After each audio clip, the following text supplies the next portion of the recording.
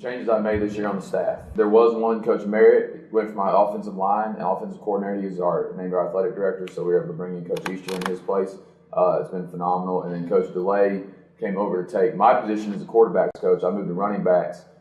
Defensively, there's only one change that we had to make. Not one we necessarily wanted to, but it came about just with logistics and nature of the beast with the way the school system works. So we were able to get Phillip Brown in from Moultrie, and he's working with our linebackers. I loved my staff last year. It was great. We had a lot of youth, a lot of energy and enthusiasm, but as far as the administrative side of it goes, there's a lot of times I found myself having to kind of coach the coaches, and once they bought in and understood what was expected of them, again, that's what helps going into the second year of the program. Everybody knows what to do. Everybody kind of knows their niche, where they fall on the bus, and but it's been really, really nice this year as far as the workers, the kids are getting along with the coaches right now. Relationships, we're big on that. It's if you need a ride, you need a dollar, you need anything that if we can't do it, we're going to find a way to get it done. I think our schedule is nuts. If you look, our Region 1 AA is the SEC of Region of Class 2A football. I think Region 1, all through the classes, is going to have that same stipulation all through the state, 1 through 7A. And then you look at our non-region, so you say, okay, we're maybe going to have some cupcakes in your non-region schedule to get your mind right for the region play. Well, that's not it. We got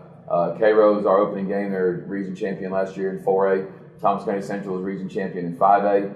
Then we go Monroe, that's going to have athletes all over the place, coming out of Albany, and they had Albany High School closed, so some of those kids are in different spots and can help anywhere. And then you have a Worth County school that, after we beat them last year, went on like 5 or 6 game win streak, made a third round of the playoffs, I believe, and have a great team coming back with Coach Simmons being new there with new energy. And then we lose Albany in our region games, so we decided to pick up a 7A school out of Florida, out of Tallahassee, Lawton Chiles. So there's never a week where we can just take a deep breath and say, okay, let's get better this week. Let's rest some kids and nurse our injuries. We don't have that opportunity.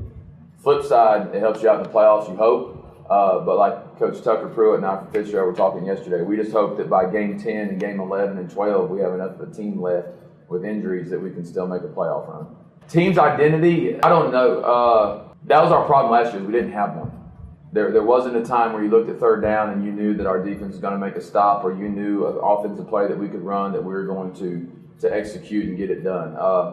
This year, again, our word is represent for this year. We're always trying to represent our community. We're trying to represent these expectations put before us. We're trying to represent our families. And any way you want to twist that word, we're trying to get there. I think our identity this year right now, what I'd like to see is that it's just a smash mouth. When it comes down to it, people think of the spread as a finesse, non-physical. We are up tempo. We're going to try and snap the ball as fast as we can, but our identity is going to be that we can lock it up with anybody. If it comes down to a line of scrimmage ball game, that we've got the linemen and the running backs and the quarterback to lead us, and we can flip it out with the best of them. The coaching, you want to look back and make sure first and foremost you're changing lives. So offering them the opportunity to go and play at the next level, that's our first goal. Getting them in the position, taking the ACT, making sure our grades are right, making sure everybody's eligible, that we're able to go and give them that opportunity. Now, if they don't want to do that, they want to go military, be productive, successful citizens after they leave us. If I get every kid to sign us up with a college scholarship or go somewhere and I go 0-10, I'm fired. So when it comes down to it, you go 10-0, and you really got to find that fine balance between the two of helping kids be successful and getting great kids a part of your team. But it's funny that when you get kids that are like that with high character, that your wins come back and reflect that. And like my mentor told me, if you're not playing football during Thanksgiving on a year in, year out basis, you're not going to be very good very long.